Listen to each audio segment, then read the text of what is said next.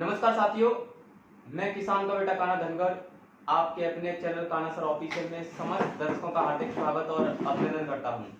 आज जो live interview में मेरे साथ मौजूद है ठाकुर लवली चौहान जी उर्फ दादा, जो जिला सचिव आगरा से समाजवादी पार्टी से हैं। इनकी अलग पहचान है, किसी परिचय के मोहताज नहीं है। लगातार समाजवादी पार्टी में एक अच्छे और सुलभ तरीके से कार्यकर्ता के रूप में लगातार भूमिका निभा रही हैं।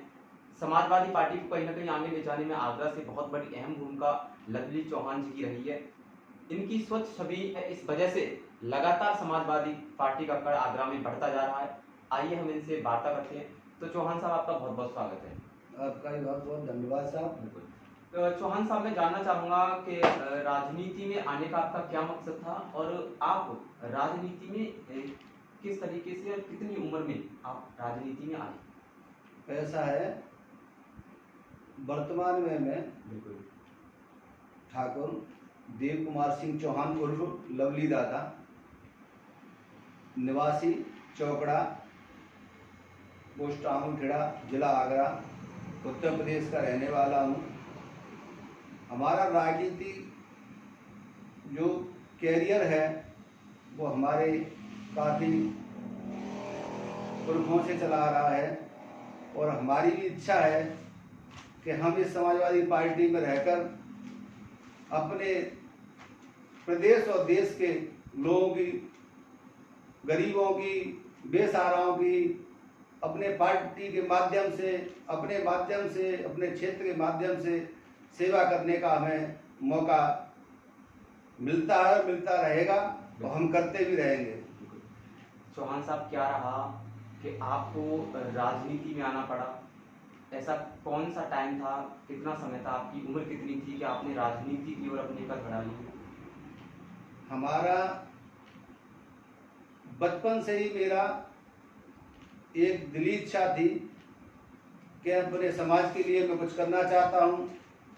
और वो आज के टाइम में या तो आदमी अच्छी पोस्ट सर्विस पर रहकर देश के लोगों की सेवा कर सकता है, या राजनीति में आने के बाद हम लोग अपना समय और हर चीज़ के लिए कुर्बान रह सकते हैं। जो हमारा देश का लोग आज इतने दुखी है और हमारे जो स्थिति है कि गरीबों की तरफ कोई देखने वाला नहीं है। हमारी जो समाजवादी पार्टी है वो पूंजीपतियों की न होकर एक किसानों की, मजदूरों की, गरीबों की और बेसहारे लोगों की पार्टी है, जो हर समय और हर जगह हम इस चीज़ के लिए हमेशा संघर्ष करते रहेंगे, लोगों के बीच जाएंगे और लोगों को समझाएंगे कि जो आज का वर्तमान समय है वो हमारी समाजवादी पार्टी एक ऐसी मात्र पार्टी है जो कि भला कर सकती है। हम विपक्ष के पार्टियों के लिए क्या बोले, वो तो सारी दुनिया ही देख रही है, हमारे देश प्रदेश के लोग देख रहे हैं। इस कोरोना महामारी में कितने लोग बेसहारा हुए, परेशान हुए। कोई भुखमरी से मर रहा है, कोई फांसी लगा के मर रहा है, कोई अपना बिजली का बिल अदा नहीं कर पा रहा, उसके चक्कर में कनेक्शन काट दिए जाते हैं, चाहे घर का कनेक्शन हो, चाहे किसान के ट्यूबवेल का कनेक्शन हो। इस तरह से कई इस तरह की दावे इनके खोखले नजर आ रहे हैं भारतीय जनता पार्टी के कि राशन का वो कहते हैं। हमारे आगरा में ये कल परसों का एक बच्ची 5 साल की भुखमरी से मर गई है, आज कोई बीजेपी का नेता देखने तक नहीं जाता है। हमारे एक समाजवादी पार्टी ने उनके घर जाकर हमारे पदाधिकारी हैं, हमारे जिलाध्यक्ष हैं, जिला उपाध्यक्ष हैं, महासचिव हैं और हमारे कई कार्यकर्ता जाकर आर्थिक मदद भी की है घर वालों की। और हमेशा ऐसे समय समय पर हम लोगों के बीच जाते रहेंगे, मदद करते रहेंगे। चौहान साहब, कहीं ना कहीं देखा जाए तो आपको क्या लगता है, आप राजनीति में अग्रसर हो गए बचपन से, तो आपको क्या लगता है समाजवादी पार्टी को आपने किस बेस पर चुना? समाजवादी पार्टी के ऐसे कौन से राजनेता से आप सबसे ज्यादा प्रभावित हुए जिसको लेकर आपने समाजवादी पार्टी को चुना? देखिए, मैं आपको बताता हूँ कि सबसे पहली बात मैं पहले भी दोहरा चुका हूँ, फिर दोहराता हूँ कि समाजवादी पार्टी आज हमारे किसान और मजदूरों की, गरीबों की पार्टी है। क्योंकि पहले हमारा काफ़ी योगदान राष्ट्रीय लोकदल में भी रहा है, मंडल का भी उपाध्यक्ष रह चुका हूँ मैं चौधरी अजीत सिंह और जयंत जी के साथ। आगरा में दो मंत्री भी रहे थे। हमारे जैदबापुर विधानसभा हमारी जो आती है, यहाँ से विधायक भी था राष्ट्रीय लोकदल का, तो हमीद जी भी पुष्कर जो मंत्री भी रहे, विधायक भी रहे, तो हम ही उनको लेके आए थे जब मेरे फादर जिलाध्यक्ष थे। उसी टाइम हम लाए, उनको हमने जितवाया और मंत्री बनवाया था। तो ऐसे ही हम एक पाठशाला ये भी है, हमारे चौधरी चरण सिंह जो थे किसानों के मसीहा, उन्हीं के हमारे दत्तक पुत्र कहो या कैसे भी कहो, बड़े प्रिय थे। हमारे जो राष्ट्रीय अध्यक्ष पहले रहे, हमारे सपा के संरक्षक रहे, हमारे बुजुर्ग नेता हैं आज हमारे बीच में, मुलायम सिंह यादव जी पूर्व मुख्यमंत्री रहे, तो उनसे भी हम बहुत प्रभावित रहे। किसानों के इन्होंने चौधरी चरण सिंह के पदों को आगे बढ़ाया, चलाया, उनके विचारधाराओं को चलाया। आज हमारे उन्हीं के पुत्र हमारे राष्ट्रीय अध्यक्ष श्री अखिलेश यादव जी पूर्व मुख्यमंत्री, जो युवाओं की धड़कन है, जो देश गरीबी को आज पहचानने में कभी भूल नहीं करते, आगे बढ़ के संघर्ष करने में, इस तरह से हम अपने प्रभावित होकर हम समाजवादी पार्टी में कार्य कर रहे हैं और कार्य करते रहेंगे। दादा, कहीं ना कहीं देखा जाए तो जिस प्रकार से आप देख रहे हैं राजनीति, कहीं ना कहीं कहा जाता है कि राजनीति जातिवाद के आधार पर की जा रही है। क्या लगता है आपको कि जाति जो राजनीति है वो जातिवाद के आधार पर की जा रही है? ऐसा है, हमारी पार्टी ने कभी आज तक न तो राजनीति फैलाई, न राजनीति बात करी, न राजनीति किसी कोई भी प्रमाण दे तो हम मान सकते हैं उस बात को। हमारी पार्टी कभी, समाजवादी पार्टी सभी समाजों की है पार्टी, कभी राजनीति में समाजवाद चला हमारे अंदर, लेकिन हमारी पर्सनल जो है हम पे आक्षेप लगाया जाता है कि साहब एक ही पार्टी है या एक ही का वो है, जातवाद इस तरह का कभी देखने को भविष्य में भी नहीं मिलेगा। दादा, अगर देखा जाए तो 2022 का चुनाव नजदीक है, 2022 में हर पार्टी अपनी अपनी तैयारी में लगी है। कहीं ना कहीं देखा जाए तो आपकी जो समाजवादी पार्टी है, आपको क्या लगता है 2022 में समाजवादी पार्टी की सरकार बनेगी? मैं निश्चित तौर पर कह सकता हूं कि आने वाला समय हमारे समाजवादी पार्टी का ही होगा, क्यों कि देश की जनता बहुत इस समय दुखी है और ये भी देख रही है हमारे राष्ट्रीय अध्यक्ष की तरफ कि कैसे भी करके अपने मैदान में आए और पार्टी हमारे सहयोग से, जनता के सहयोग से उन्हें एक बार फिर मुख्यमंत्री का पदभार मिले। ये हमारी जनता की भी आवाज है। तो साथियों, हमारे साथ में श्री लवली चौहान उर्फ दादाजी मौजूद हैं, जो समाजवादी पार्टी के जिला सचिव आगरा से हैं, जिन्होंने बताया कि समाजवादी पार्टी हमेशा गरीब बेसहारा किसानों की पार्टी है, जो लगातार किसानों की आवाज उठाती रहती है।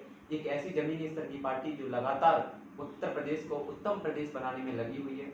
उन्होंने कहा है कि 2022 के चुनाव में समाजवादी पार्टी पूर्ण बहुमत के साथ सरकार उत्तर प्रदेश में बनाएगी और फिर दोबारा से अखिलेश यादव को मुख्यमंत्री के पद पर नवाया जाएगा। तो साथियों, और भी हम वार्ता करते हैं किसानों को लेकर, बिजली को लेकर और किसानों की लोन को लेकर। क्या लगता है, जिस प्रकार से अभी आपने देखा होगा बिजली की गंभीर समस्या है, कहा जाता है जय जवान जय किसान। एक तो कहा जाए तो जवान देश के रखवाले हैं और किसान भारत देश के पेट पालने वाले हैं। आज वही बैकफुट पर नजर आ रहे हैं। 8 घंटे सरकार बिजली दे रही है, जबकि सिंचाई करने में 8 घंटे में अगर देखा जाए तो 4 या 5 बीघा खेत भरा जाता है, सिंचाई हो पाती है। तो क्या लगता है कि अगर आपकी समाजवादी पार्टी की सरकार 2022 में बनती है तो किसानों को बिजली घंटों के हिसाब से 24, 20 या 24 घंटे के हिसाब से दी जाएगी? मैं कहना चाहूंगा कि हमारी अगर समाजवादी पार्टी उत्तर प्रदेश में सरकार बनाती है तो सर्वप्रथम हमारा फोकस किसानों पर ही रहेगा। मैं लाइट की भी घोषणा मैं कह दूं, अभी बाई द वे कोई कमी आती है, फॉल्ट हो जाता है या कोई काम लाइन पे काम चल रहा है, उस समय की नहीं कह सकता। बाकी छोड़ के हम आपके किसानों के लिए ज्यादा से ज्यादा बिजली देने का काम करेंगे और 24 घंटे 22 घंटे कम से कम बिजली देने का दावा करेंगे, जो किसानों को हमेशा बिजली मिलती रहेगी 22 घंटे तक। दादाजी, आपका एजुकेशन के बारे में क्या विचार है, जिस प्रकार से अभी सरकार ने नई शिक्षा नीति लागू करी है? देखो, ये वर्तमान सरकारें अपना नया नया प्रयोग करती रहती हैं और न तो इनको ये देखा जाता कि इस चीज से हमें लाभ हो रहा है या आगे चल के नुकसान होगा, या शिक्षा वित्त ले लो या कोई और विकास की ले लो या किसानों के प्रति ले लो, कोई भी चीज जो हमारे देश में जो आज हो रहा है वो तानाशाही सरकार है। जो चाहती है उसके मन में जो अच्छा लगता है, किसी जनता से नहीं पूछा जाता। मोदी जी कहते हैं, आज हमारे प्रधानमंत्री हैं हमारे देश के, भारत के नरेंद्र मोदी जी कहते हैं साहब मन की बात करता हूँ, मैं जनता से पूछ के निर्णय लेता हूँ। लेकिन हम तो जनता के आदमी, हम तो हमेशा ही देखते हैं। बताओ कितने लोगों से सर्वे कराओ, कितने लोगों से मन की बात की है? जरा चंद लोगों से दिखाया कि मन की बात हो गई सा, ये निर्णय ले लिया, मन की बात हो गई वो निर्णय लिया।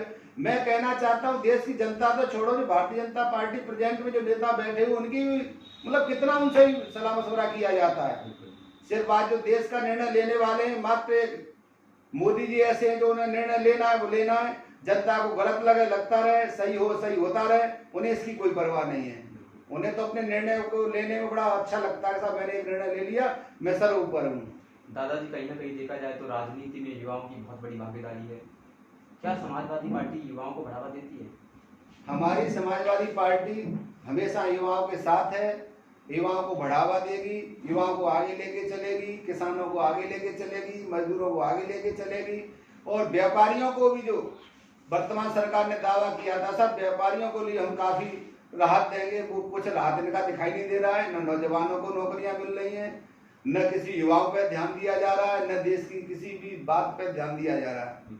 दादा, अगर कहीं ना कहीं देखा जाए तो जिस प्रकार से समाजवादी पार्टी को, आगरा जिले की हम बात करें, हम आगरा जिले से ही आते हैं, तो कहीं ना कहीं जो छोटे स्तर के कार्यकर्ता हैं वो कभी जो पार्टी के पदाधिकारी होते हैं उनसे नाखुश नजर आती हैं। तो आप जिला सचिव हो आगरा से, तो आपका ऐसा आगे क्या प्लान रहेगा? बूथ से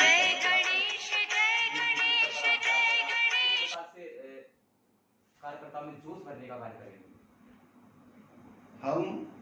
हमारे कार्यकर्ता, सबसे पहले आपको बता देना चाहते हैं कि जो हमारे समाजवादी पार्टी का कार्यकर्ता है वो किसी छोटी छोटी बातों पर या किसी बातों पर कभी मायूस नहीं होता है, क्योंकि हमारी पार्टी कार्यकर्ता सब जोशीले कार्यकर्ता हैं, कोई इस तरह का कार्यकर्ता नहीं है। फिर भी हम अपने गांव जा के हमने बूथों पे अपनी बना के लखनऊ तक हमने भिजवाया है, जिलाध्यक्ष के माध्यम से अपने हर बूथ का हमने युवाओं को जो जोड़ा है, नए पीढ़ियों को भी जोड़ा है। तो उस चक्कर में हमारा तो युवा जोश, खुद ही जोश में हमारा पार्टी कार्यकर्ता, तो कभी वो ऐसा नहीं होता मायूस। दादाजी, जिस प्रकार से देखा जाए देश में संकट की घड़ी है, कोरोना काल चल रहा है, तो आप क्या संदेश देना चाहेंगे कि इस बीच में कोरोना काल के संकट में लोगों को किस किन सावधानियां का बरतना आवश्यक है? देखिए, कोरोना का एक विषय हम सब भारतवासियों को लेके सतर्क रहना चाहिए और हमें इस तरह से ध्यान देना चाहिए कि जिस तरह से हमारे अत्यावश्यक जो जरूरी काम हैं उन कामों को लेकर हम बाहर निकलें, भीड़ भाड़ वाले इलाके में कम जाएं और दूरी अपने रखें, मास्क का प्रयोग करें, सैनिटाइजर का प्रयोग करें, भीड़ भाड़ इलाकों से बचें, अनावश्यक कामों से बाहर जाने से बचें। हम लोग इसका हर देश के प्रति हर व्यक्ति का कर्तव्य है कि कोरोना की लड़ाई के लिए सबको आगे रहना चाहिए, इसमें कोई भी राजनीति नहीं होनी चाहिए। के कार्यकर्ताओं से पूछता हूँ तो कहते हैं कि ये योजना हमारी है। हम समाजवादी कार्यकर्ताओं से पूछते तो वो कहते हैं हमारी योजना है। आज मैं आपके सामने एक प्रश्न रख देता हूँ, आप समाजवादी पार्टी के कार्यकर्ता हैं, 100 नंबर और 112 नंबर किसकी गाड़ी है, किसने चलाई? देखिए, सर्वप्रथम जो योजना आई है विकास से संबंधित हो या महिलाओं को सुरक्षा को लेकर हो या शिक्षा क्षेत्र को लेकर हो या युवाओं को लेकर हो या रोजगार को लेकर हो या बिजली पानी सड़क इत्यादि मार्गों को लेकर हो, ये हमारी वर्तमान सरकार ने तो जिस दिन से सरकार बनी है हमारी समाजवादी पार्टियों की सरकारों की जो उपलब्धियां हैं उन्हें गिनाते आ रहे हैं, उन्हीं का उद्घाटन करते चले आ रहे हैं, उन्हीं को योजना को आगे बढ़ा रहे हैं। पर्सनल योजना आज तक कोई भी देश का एक भी नागरिक मुझे बता दे कि ये भारतीय जनता पार्टी ने आपकी सुविधा के लिए, आपके रखवाली के लिए, महिला की सुरक्षा के लिए किसी भी तरह का कोई भी कार्य किया तो उसको प्रमाण सहित बता सकते हैं। दादाजी, हमारा ये प्रश्न है कि अगर हम 100 नंबर की गाड़ी को ये कहें कि समाजवादी पार्टी ने चलाई या हम ये कहें कि 112 जो नंबर है वो भाजपा ने चलाया, तो इसमें क्या लगता है आपको? लोग समझ नहीं पा रहे हैं। देखिए, नींव जो आप लोगों की सुरक्षा के लिए 100 नंबर चलाया गया वो हमारे राष्ट्रीय अध्यक्ष श्री अखिलेश यादव जी जो मुख्यमंत्री काल में जो योजना दे गए जनता के लिए, वो योजना आज भी जिंदा है। चाहे उनका नाम बदलकर भारतीय जनता पार्टी 112 कर दे, चाहे उसका कुछ और नाम रख दे, लेकिन योजना को न खत्म कर सकती है कभी, न उनमें इतनी वो है कि योजना खत्म कर दे। योजना तो हमारी वाली चल रही है, आपको बता दें, लेकिन इन्हें रूप अपना श्रेय लेने के लिए बदला है। लेकिन रूप न लेके इससे कोई बेहतर व्यवस्था लाते जनता के लिए, जिससे उन्हें बेहतर सुविधा मिलती। तो ये तो योजना चल रही है, उन्हें तो चलने देते, उनसे छेड़खानी में उसी में समय ये लोग बर्बाद करते हैं, हमारा समय निकालते हैं। ऐसे ही हमारा समय कट जाएगा, कोई इस तरह से हमारा भला तो होने वाला नहीं है। कोई नई प्रयोग लाएं, नई नीति लाएं, नया कुछ बनाएं, अपने जनता के बीच जाकर सिखाएं, बताएं हमने पुरानी सरकारों ने ये किया, इससे हम बेहतर ये करना चाह रहे हैं, उसका लाभ जनता देखेगी कितना क्या हो रहा है, वो चीजें हम मान सकते हैं साहब आपने कुछ किया। दादाजी, कोरोना संकट चल रहा है, उसके बावजूद अगर देखा जाए तो जो विद्यार्थी हैं वो विद्यालयों में नहीं जा पा रहे हैं, लेकिन फिर भी चल रहा है कि फीस माफ होनी चाहिए, कॉलेज वाले कह रहे हैं नहीं होनी चाहिए। इस विषय में आपका क्या विचार है? देखिए, ये सरकार को निर्णय लेना चाहिए। हमारी अगर प्रदेश में आज सरकार होती तो हम जनता को इस तरह से छुटकारा दिलाते। जो कोरोना काल में क्लासेज ही नहीं लगी हैं, ये तो ऑनलाइनों का तो एक बहाना है। ऑनलाइन से कितना स्कूल वालों को कितना खर्चा आता है, मैं पूछता हूँ मैनेजमेंट से, कितना आप लोगों का खर्चा आता है? फीस तो आप पूरा ले रहे हैं, बराबर ले रहे हैं। अगर वहीं भी देखा जाए तो कुछ गरीब असहाय किसान की बेटे और बेटियां ऐसी भी हैं जिनके पास में स्मार्टफोन नहीं है, वो शिक्षा ऑनलाइन से नहीं ले पा रही है। और उसमें भी है, काफी लोग रह जाते हैं, लेकिन उन्होंने एक ये बना रखा है अपना, हम ऑनलाइन क्लासें चला रहे हैं, लेकिन क्लासेस चला रहे हैं, लेकिन ये कोई वो थोड़ी है कि इससे सारी चीजों को वो व्यवस्था कर लेंगे। लेकिन हम तो ये कह रहे हैं क्लासेस चला रहे, अच्छी बात है। जब योगदान में है, कोरोना में सभी लोग अपना योगदान दे रहे हैं, कोई पैसे से दे रहा है, कोई आर्थिक मदद कर रहा है, कोई सामान भेज रहा है। तो आप शिक्षा के क्षेत्र में तो कह रहा हूँ, आप बच्चों को जो स्टूडेंट हैं, देश के भविष्य हैं, उनको भी आप ऐसे ही सब रख लो एक साथ। चलो हमारी तरफ से भी शिक्षा हो गई, सब ऑनलाइन हो गई, ऑनलाइन ही सही, वो भी अपना योगदान समझने शिक्षा के प्रति। दादाजी, हमारे दर्शक आपका एक बार पुनः परिचय जानना चाहते हैं। पूरा परिचय, आपका व्यापार क्या है, आप क्या करते हैं, और पूरा परिचय हमारे दर्शकों को आप बता दें एक बार। मैं साहब अपने क्षत्रिय समाज से हूँ। मेरा नाम ठाकुर देव कुमार सिंह चौहान उर्फ लवली दादा, निवासी चौकड़ा ओमखेड़ा, जिला आगरा, उत्तर प्रदेश, और जिला सचिव समाजवादी पार्टी आगरा। तो साथियों, हमारे साथ में मौजूद थे श्री लवली चौहान जी उर्फ दादा। वहीं दादाजी से हमने बात की तो उनका कहना है कि लगातार जिस प्रकार से कोरोना काल का संकट रहा, विद्यार्थियों की ऑनलाइन पढ़ाई की जा रही है, ये छलावा है।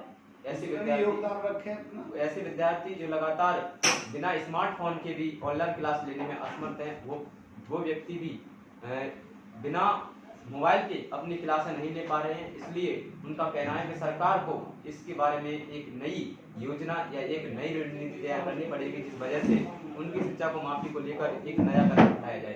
तो वहीं हमने दादाजी से बात की तो उनका कहना है कि लगातार आगरा ही नहीं बल्कि पूरे उत्तर प्रदेश में समाजवादी पार्टी उभर कर आ रही है, 2022 में सफलता प्राप्त करेगी। उसी को लेकर ही हमने किसानों के बारे में चर्चा की तो उनका कहना है कि अगर समाजवादी पार्टी की सरकार 2022 में उत्तर प्रदेश में बनती है तो किसानों की बिजली बिल और किसानों की लोन माफ की जाएगी। तो वही किसानों को 20 घंटे बिजली भी मुहैया कराई जाएगी। आपको बता दें कि लगातार भारतीय जनता पार्टी की सरकार में किसानों को 8 घंटे बिजली मिल रही है, जिससे किसानों को सिंचाई करने में काफी दिक्कत का सामना करना पड़ रहा है। जबकि पेट पालने वाले किसान पूरे भारत देश का पेट भरते हैं, वही किसान आज बिजली के लिए तरस रहा है। तो वही उनका कहना है कि जो समाजवादी की पार्टी के कार्यकर्ता हैं वो सच्चे कार्यकर्ता हैं, बूथ स्तर पर हों या तहसील स्तर पर हों, वो निराश न हो। समाजवादी पार्टी का हर एक पदाधिकारी उनके साथ है और कंधे से कंधा मिलाने का कार्य कर रहा है।